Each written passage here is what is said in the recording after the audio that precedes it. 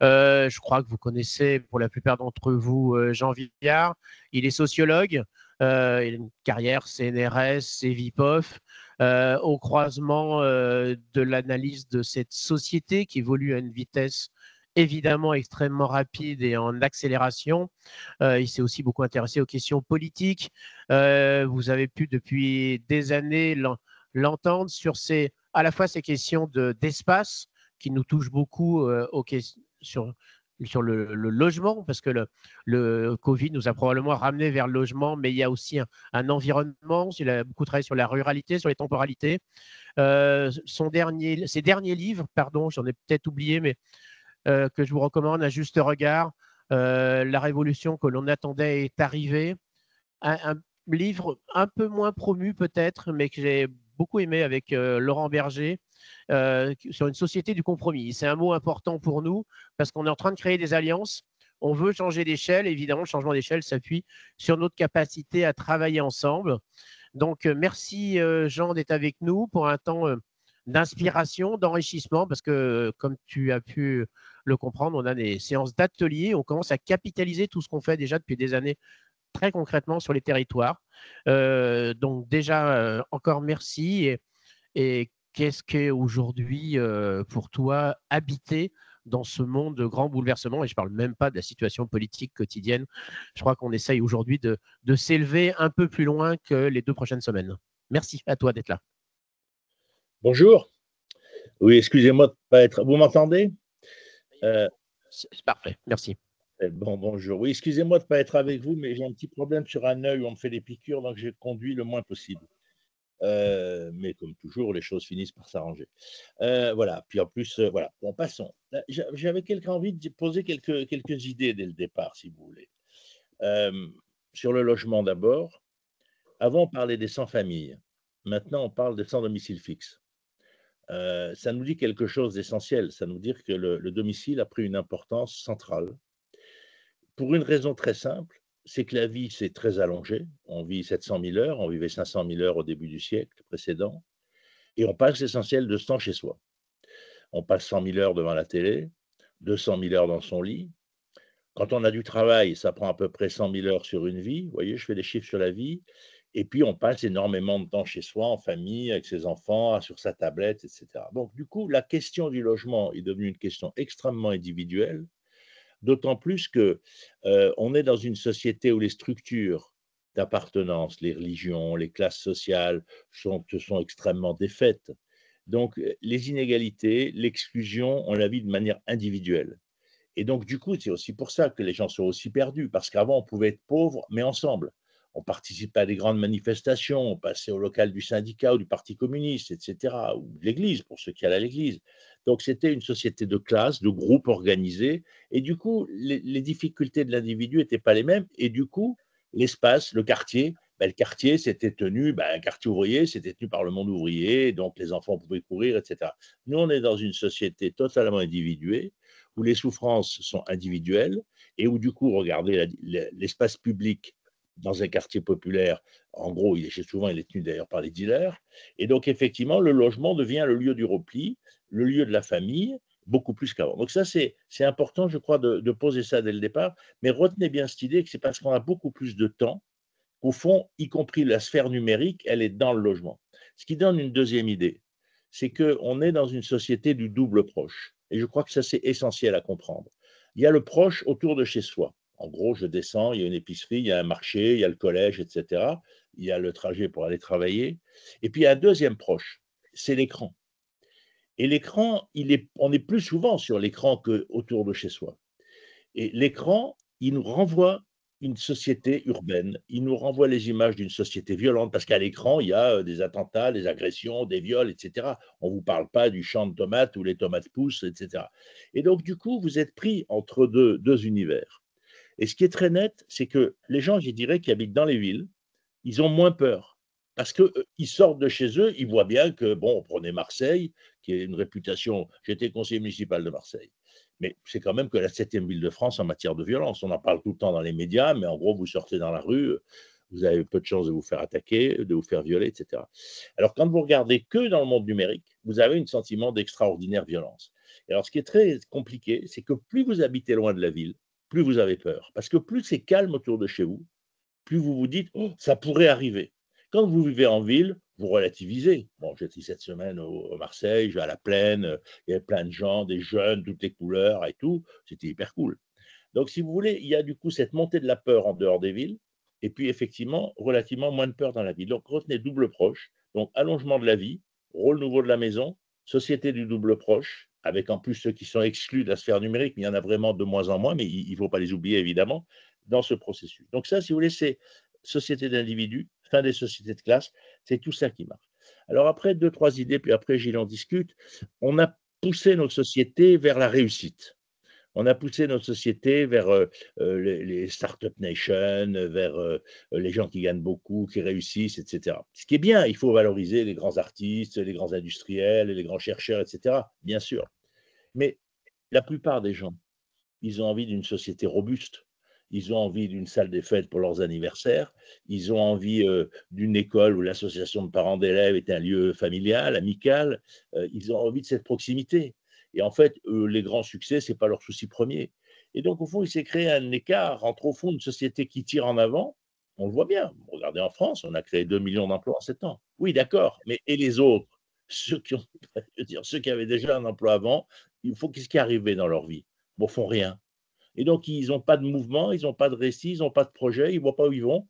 Bon, je ne vais pas faire de politique aujourd'hui, mais on voit bien la conséquence de ce que je viens de vous décrire, cette société d'inégalité individuelle, cette société du double proche et de la peur, et puis effectivement, cette société où les gens ont envie de robustesse. Les gens, vous savez, la première chose qu'ils ont envie, c'est qu'il y ait un médecin à côté de chez eux pour leurs enfants. C'est de loin leur premier problème. Le grand débat philosophique, bon. Le deuxième problème, c'est que l'école soit de bon niveau. Qu'elle soit, bon, ça veut dire de bon niveau, ça dépend ce que ça veut dire. En France, on est l'un des pays les plus ségrégés au monde par les écoles, parce qu'elles sont par quartier. On voit très bien aussi ce que ça veut dire. Bon, voilà, je voulais vous dire ça un peu au début pour poser un peu les enjeux et dire en même temps, un des grands enjeux dans cette société, du coup, c'est la propriété du logement. Et bien sûr, mais ça, vous le savez aussi bien que moi, même si les gens les plus modestes sont rarement propriétaires, il y a 70% des Français qui vont être propriétaires à moment de leur retraite.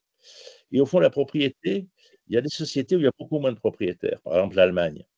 D'abord parce qu'il y a une mémoire de la guerre, et que quand il y a une mémoire de la guerre, vous voyez, mon père qui était de l'Est, quand j'ai acheté une maison, j'ai acheté une ruine pour la reconstruire, il m'a dit, mais enfin, t'es fou ici à la guerre. Moi, je n'avais pas pensé qu'on pouvait casser ma maison. C'est une idée qui m'avait jamais venue, quoi. Mais pour lui de sa génération, qui avait vu la guerre et son père avait fait 14-18, bah, une maison, c'était pas une très sécurisée, quoi. On voit bien qu'en ce moment, heureusement, ça redevient un peu comme ça pour les Ukrainiens. Et donc, la maison, c'est une sécurité. Et puis, la maison, c'est au fond une garantie retraite dans une société où on ne sait pas si on aura une bonne retraite. Et plus les sociétés ont le sentiment qu'on ne leur paiera pas leur retraite, plus les gens achètent des maisons. Et en France, où tout le monde a le sentiment qu'on n'aura pas de retraite, ce qui à mon avis est faux, mais on a un pays très très dépressif dans sa représentation, mais les gens ont un énorme sentiment que s'ils ne sont pas propriétaires, leur fin de vie va être tragique. Ça, c'est évidemment tout à fait. Et puis une chose, la propriété, c'est la transmission. C'est le fait de se dire, je vais laisser quelque chose à mes enfants. Tout le débat, d'ailleurs, sur les impôts, sur les successions, il est là parce que symboliquement, effectivement, la maison, j'ai déjà payé les impôts dessus, j'ai payé les impôts sur les travaux, j'ai payé tous les ans les taxes, etc. Et puis on me demande de repayer, effectivement, au moment de la succession, c'est extrêmement mal vécu. Voilà, tout ça, c'est un peu les cadres. Et une dernière idée, 67% des Français habitent dans des maisons avec jardin. 67%. Plus d'à peu près 10 à 15% qui habitent dans les villages, dans les petites villes. Donc, si vous voulez, il faut bien se représenter. Le modèle d'habitat du français, c'est le pavillon. Le rêve français, c'est la maison avec jardin, le chien, le point d'eau. Peut-être tout petit, mais c'est ça le modèle. Ce que les administrations n'arrivent pas à comprendre. Fondamentalement, on a quitté les grands quartiers populaires de HLM et on est allé s'étaler dans le périurbain parce qu'on avait envie d'un pavillon. Et c'est ça l'objet symbolique de la réussite, je dirais, dans les milieux populaires. Et au fond, je dirais, c'est la villa de Macron, mais en plus petit, quoi. Donc, c'est très important de comprendre ça. Et donc, pourquoi? Parce qu'on a envie d'une maison, on a envie d'un espace à soi, ce que j'ai dit au début, on a envie d'un arbre, on a envie de l'avoir planté, donc on a envie d'un rapport charnel avec la nature. Ne croyez pas que les pauvres sont moins écolos que les autres. Simplement, les pauvres, ils ont des urgences qui ne sont pas les mêmes. Mais après, ils ne sont pas forcément du tout moins écolos. Les études ne disent pas ça du tout et ils comprennent très bien la complexité de la situation. Voilà, donc je voulais vous dire ça. Donc la question qu'on a, c'est comment on va construire une ville-jardin autour de la ville. Ça veut dire comment on va densifier le périurbain, comment on va réduire les surfaces des lotissements, comment on va permettre aux gens qui ont des maisons individuelles de financer l'isolation en vendant une partie de leur terrain, ce qui est en train de se faire à certains endroits, et comment on va se poser la question, évidemment, pour ceux qui n'ont pas de logement, et comment, en densifiant le périurbain, on peut arriver à faire baisser les prix, c'est aussi une question importante. Voilà, je voulais poser quelques idées comme ça en ouverture, Gilles. Après, ben, je te suis. À toi de balancer. Merci effectivement sur ces questions de la propriété et notamment de ces maisons qui ont des histoires et qu'on veut se transmettre. On constate et bah, on a souvent cette réflexion de dire d'abord, oui, mais ils sont propriétaires, donc ils sont riches, on ne va pas les aider avec de l'argent public. Donc ça veut dire qu'on fait rentrer dans du patrimoine une logique qui est le logement. Et ça, c'est une remarque qu'on a souvent. Et j'ai entendu, il n'y a pas très très longtemps, un élu que je ne dénoncerai pas ici, dire, mais attendez, on va avoir 80 000 euros de travaux, il n'y a qu'à raser, on n'a qu'à les reloger gratuitement parce que c'est une ruine. Donc on nie l'histoire évidemment de cette maison, parce que peut-être que la grand-mère est dans la chambre du fond, et aussi le fait que ben, il y a cette transmission de la maison. Voilà. Mais peut-être, j'aurais aimé que tu puisses développer un peu sur la question de la santé. Nous, on est confrontés à une situation très particulière. Le grand bénéfice qu'on vit euh, physiquement, émotionnellement avec les gens qu'on accompagne ou qui accompagnent les opérateurs, c'est du bien-être, c'est de la santé, c'est la santé des enfants qui mène à leurs résultats scolaires, etc. Or, les financements aujourd'hui ne viennent que de la transition énergétique. Et donc, on a quand même une vraie différence qui fait aussi qu'on est limité sur l'investissement, alors que notre enjeu, c'est d'adapter les logements, mais sur l'ensemble de ce qui fait la transformation de la vie, d'autant qu'on a effectivement surreprésentation de personnes seules, personnes âgées, enfin tout ce qui va avec.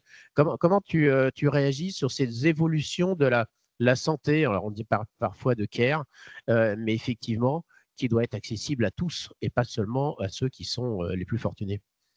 Alors, il y a deux choses. D'abord, une chose qu'il faut dire, c'est que le couple est en voie de destruction. Je veux dire qu'il y a 1 700 000 femmes seules.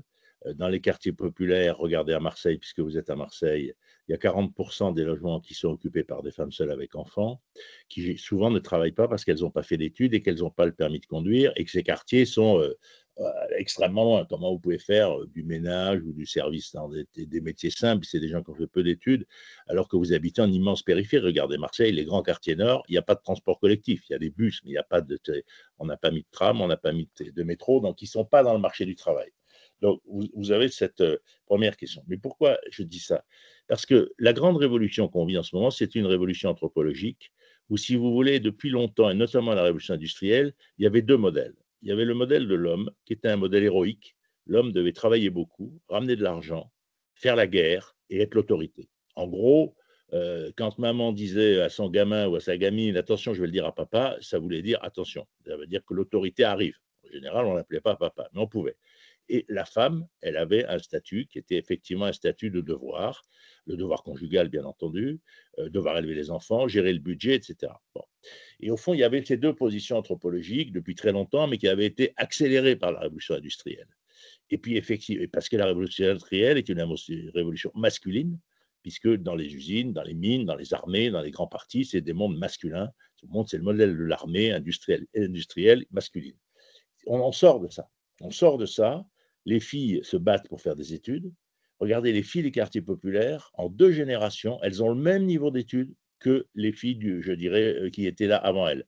Alors que les garçons, ça prend souvent, il y en a qui n'y arrivent jamais, parce qu'effectivement, ils ont un rapport à l'école, un rapport à l'intégration qui est complètement différent. Et donc, on a une société où les filles se battent pour les études, se battent pour le travail, se battent pour l'indépendance économique et se battent pour le pouvoir. Regardez le nombre de filles qui occupent des positions, même si à Marseille, la façon dont la mairesse a donné son mandat pourrait prêter à sourire. Mais sur le fond, c'est ça qui se passe. Et qu'est-ce qu'ils font les hommes? Les hommes, ils se retirent. Les hommes, ils se développent du temps libre, ils commencent à s'intéresser à leurs enfants. Moi, une de mes grandes revendications, c'est la fin des écoles maternelles. Je trouve ça scandaleux. On est un des derniers pays au monde à parler d'écoles maternelles. Il n'y a pas d'astreinte à ce que ce soit les mamans qui s'occupent des enfants. L'école, c'est l'école des enfants, ce n'est pas l'école de la mère.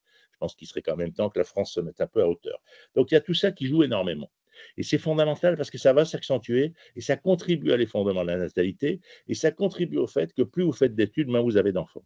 Et que plus vous faites d'études, moins vous avez d'enfants, moins votre couple est stable. Et donc vous avez des modèles comme ça qui sont bien. Deuxième question, directement sur la question de la santé. Le problème qu'on a, c'est qu'on prétend faire une santé libérale dans une société où c'est la collectivité qui finance les études. Les gens ont le sentiment profond d'une injustice. Vous avez 10, 12 ans d'éducation, vous finissez médecin, cardiologue, vous avez un revenu énorme. Qui a payé vos études? Nous tous, avec nos impôts. Et donc, si vous voulez, il y a un sentiment d'injustice et il y a un sentiment profond. Effectivement, il vaut mieux s'installer sur la Côte d'Azur où on va prendre des surprimes sur les traitements, même si on a moins de clients, qu'aller s'installer dans les quartiers nord de Marseille ou aller s'installer à la campagne dans le Haut-Var. Donc, on a là un énorme problème de santé. Il est clair que la santé, il faut se mettre à développer les maisons de santé. Il faut les faire par communauté de communes. Je dirais que ça doit devenir une des premières responsabilités des communautés de communes. La santé, la gendarmerie, l'école. C'est les trois piliers d'une société qui se respecte, ce qu'on ne fait pas. Et il faut dire aux étudiants en médecine, si vous avez eu 10 ans d'études, vous devez 10 ans de travail là où on vous envoie, comme c'était avant. Je vous signale que dans les années 60, les profs avaient des IPES, les vétérinaires étaient financés comme ça, les médecins aussi, on devait 10 ans avant d'aller où on voulait. Il faut que la société revienne au fait que les choses coûtent de l'argent, on doit dire ce que ça coûte, et même que quand on est soigné, on doit dire, voilà, on vous a opéré, ça a coûté 10 000 euros, mais voilà, c'est pris en charge, c'est gratuit, mais vous ne payez pas, mais ça a coûté. Il faut redonner de la valeur aux choses. Bon. Et tout ça est devant nous. Et donc la première question, cette question de la santé, cette question de la carte médicale, si vous voulez, c'est essentiel. C'est toujours le premier problème des citoyens, et c'est jamais celui qu'on traite en premier. Et ça s'accentue évidemment avec les dames, parce que les dames, d'abord, voient plus souvent les médecins pour des raisons que chacun peut comprendre, mais aussi effectivement parce que c'est elles qui amènent les enfants chez le médecin. Et donc la question du lien, y compris les femmes seules évidemment, on est là face à un problème tout à fait important qui joue énormément dans l'aménagement des territoires. Alors, on a parlé de fond, j'aurais qu'on parle un peu de forme maintenant. Nous, on s'intéresse au changement d'échelle, on ne cherche pas à avoir un pavillon témoin où on a aidé une famille et l'histoire est très belle, c'est important. Mais nous, la question, c'est le changement d'échelle. Donc, ça passe par une culture du collectif, hein, on croise le public, le privé, on est capable de travailler entre une ONG très engagée, parfois politiquement, avec une entreprise, avec une organisation plus religieuse. Et on a un peu l'impression qu'on a une vraie difficulté à partager le public privé. Alors évidemment, il y a ce durcissement des médias hein, dont parle Gérald Bronner ou qu'a parlé Pierre Péan il y a quelques années.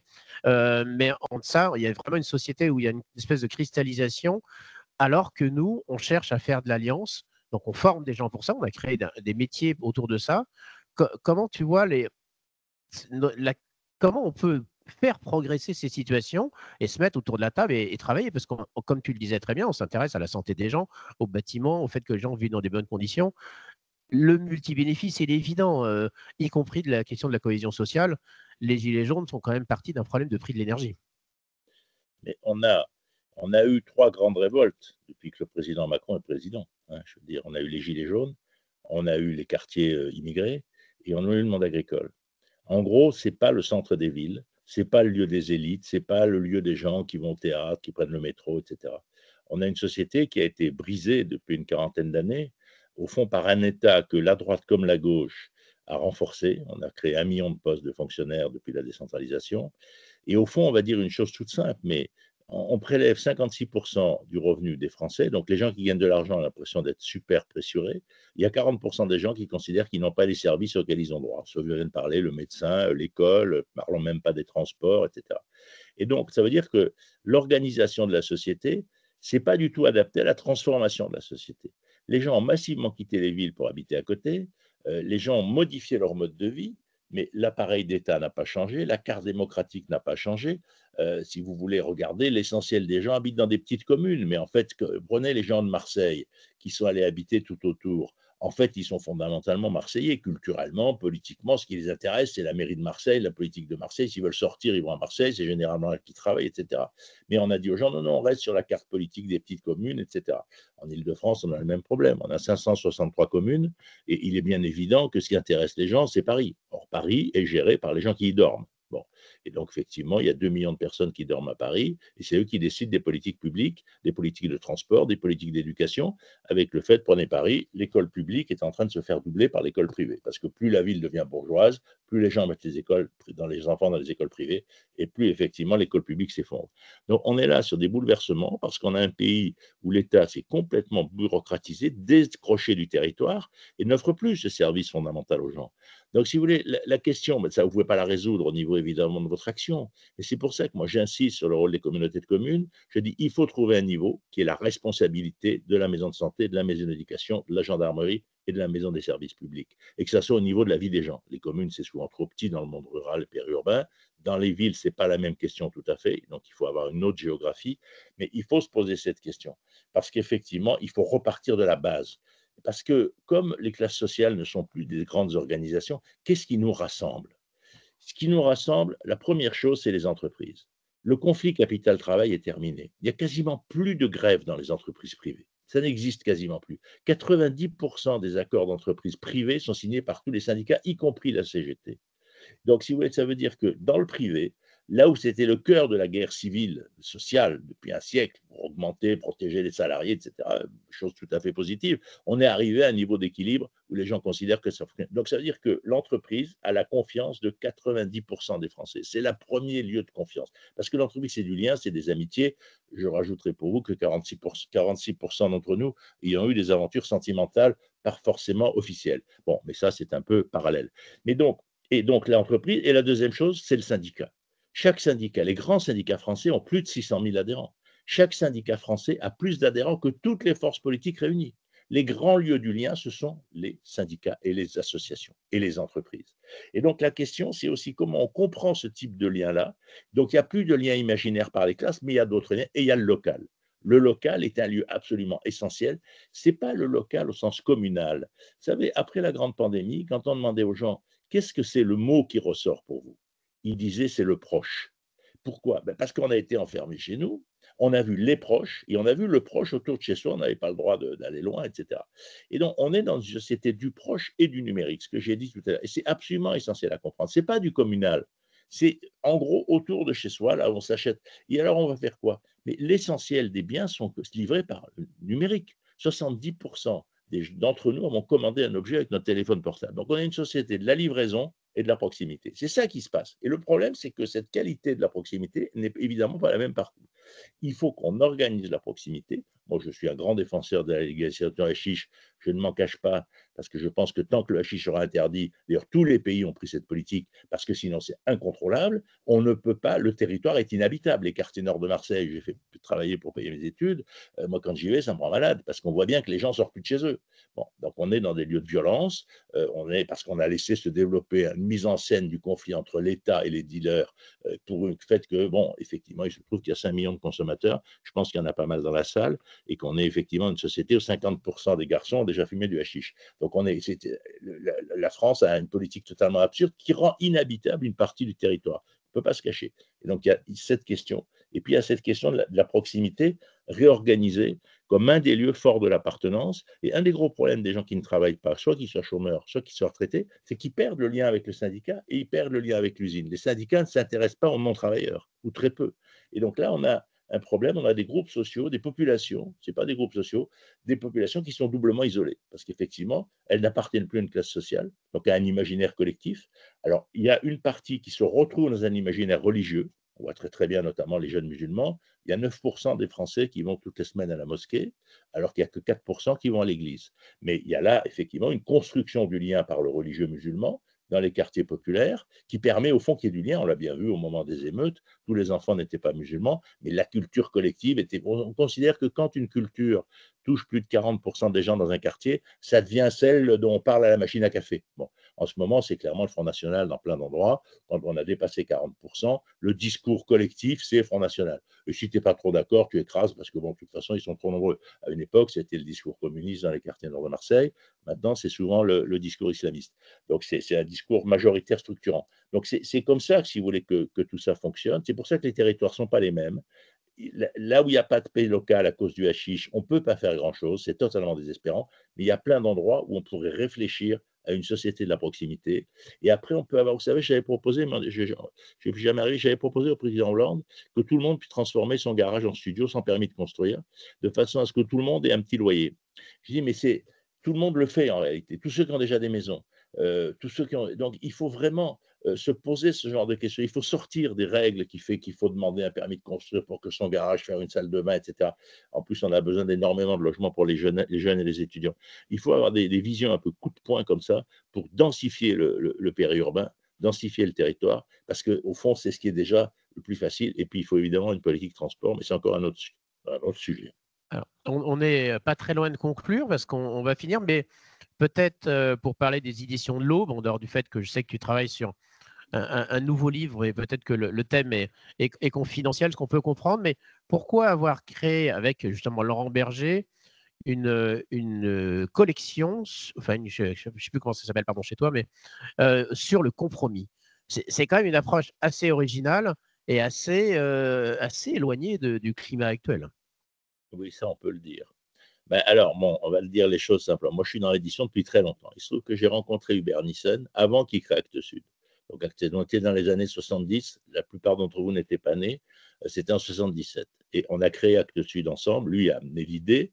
Et moi, j'avais écrit un texte avec Michel Marié qui a été le premier livre des éditions Actes Sud. Donc, je considère l'édition comme un outil de combat politique depuis maintenant très longtemps. Et à l'époque, il n'y avait aucune maison d'édition en province, en France. Donc, on est des acteurs. Il y avait des maisons d'édition régionalistes comme Jeanne Laffitte à Marseille, etc., qui publiaient des livres sur les villes, sur les territoires, mais il n'y avait aucun éditeur national ou international qui était là. Donc, ça, c'est le premier. La deuxième raison, pourquoi une logique du compromis?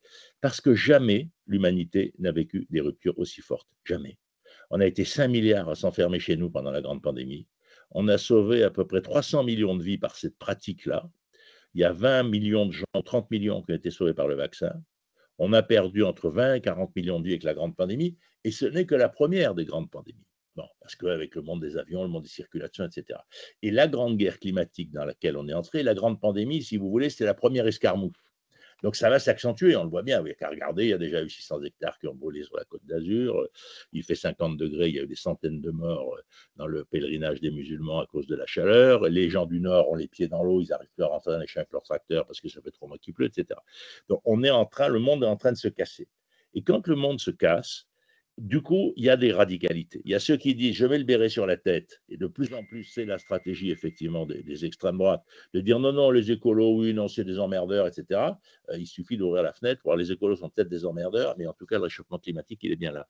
Et donc, là, on a un sujet majeur. Or, quand il y a des ruptures aussi fortes, et ça pousse les gens à s'affronter, à être de plus en plus violents, certains les ont peur, non, il faut aller plus vite, etc.